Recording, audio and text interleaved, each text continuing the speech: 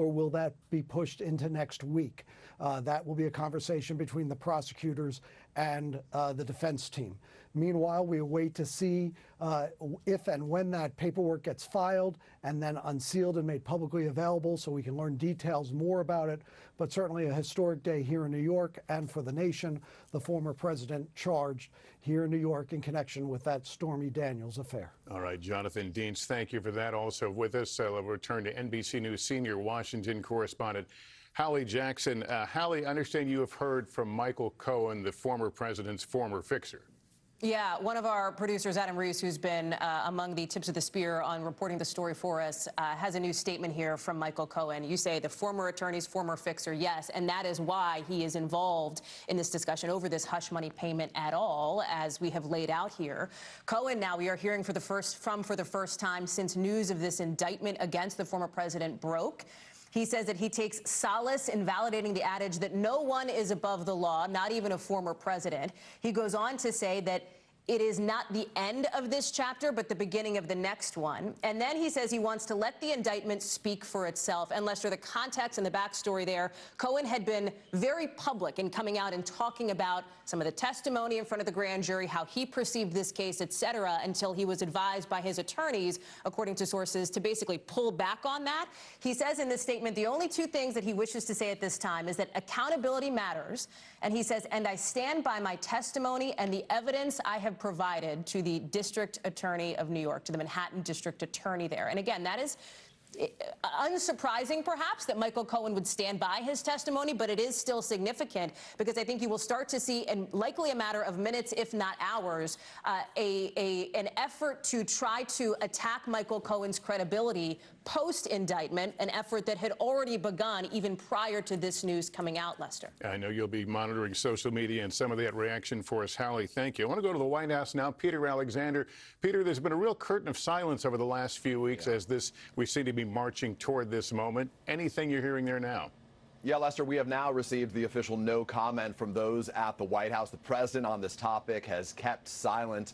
He's really done his best to try to steer clear of this entire conversation for a variety of reasons, not the least of which is there are a series of temptations and pitfalls that would make this a thorny issue for any president of the United States to witness their predecessor, the former president of the United States, now being indicted. The White House wants to be very careful that it's not construed that any comment they would make on this topic, any comment by President Biden, would be viewed as an effort to try to tip the scales or to lean on Merrick Garland, the Attorney General of the United States, who ultimately will be the one who decides whether or not to prosecute the former president, Donald Trump, as part of that federal investigation led by the special counsel Jack Smith that is taking place right now into a series of different issues, some stemming from the handling of classified information by the former president, also his handling as it led up to the January 6th attacks, his handling of the 2020 election results. So that's the position here. The White House has directed us, as we have reached out to the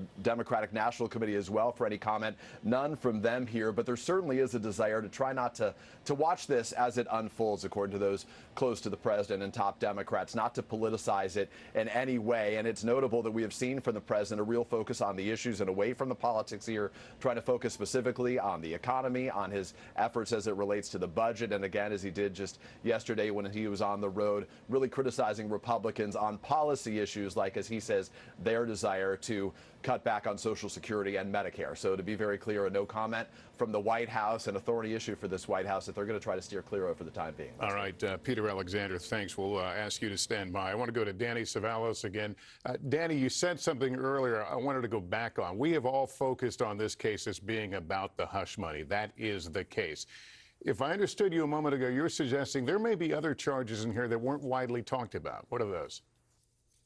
There could be. For example, there was plenty of investigation done into Trump's various properties, everything from 40 Wall Street to even his own apartment in Manhattan, which he supposedly overstated something as simple as the square footage. Now, the challenge there is that when it comes to valuation of real estate, that is a subjective process, and maybe it's even more subjective when you're dealing with a brand name like Donald Trump. So it's possible the DA's office may have shied away from those charges too, but they had plenty of reasons for being concerned or not thinking the Stormy Daniels hush money payments would be slam dunks also. There are challenges with that case as well. For example, the issue of whether or not New York state prosecutors can use an alleged federal election law violation as that predicate crime that will bump up that New York state misstatements or false statements on business records to a felony. It sounds kind of complicated, but basically the question is, can they use that as the felony? The federal election law, do they have the jurisdiction to do that? Yeah, Danny, thanks. We're going to pause briefly for some stations to start their local newscasts while we continue our coverage of the indictment of former President Donald Trump. All right, we're back with our viewers here. Let's turn back to our legal correspondent, Laura Jarrett. Laura, for folks just turning on the TV, walking into this, walk through what we know right now.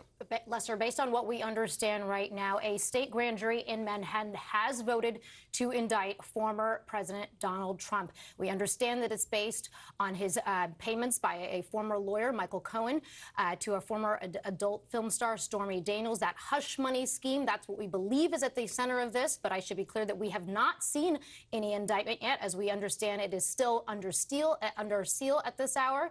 Though we do have two sources telling NBC that Trump's attorneys have been informed